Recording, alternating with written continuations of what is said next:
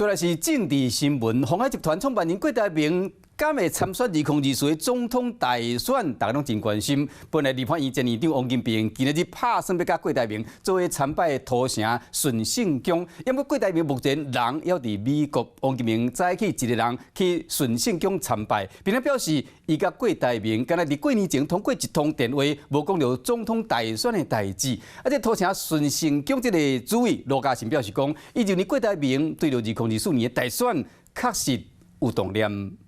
再敬香。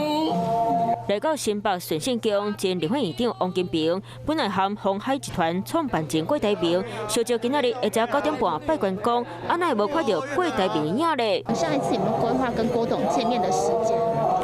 没有，因为看他有什么需要再说。就等郭台铭为美国返来台湾了后，两个人才会去约。按时间点，王金平无讲。不过传出郭台铭为了2024找王金平探路，传出用行出的名义来向国民党的大脑拜会请教。因为我个人跟他通电话的了解是有那么一点起心动念。外传说我们有见过几次面，也谈论很多事情。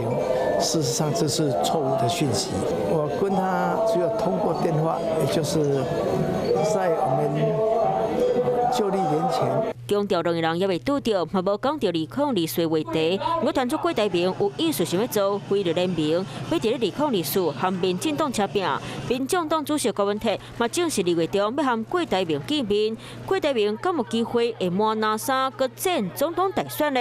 所有非绿阵营的朋友，不管原来是蓝色的、白色的、其他颜色的，我们都欢迎。他们有很多这个他们要商量研究的地方，让他们呢好好去谈嘛。4年前，郭瓜王捌做伙做铁三角拼2024，敢会搁定做对外界拢等你看。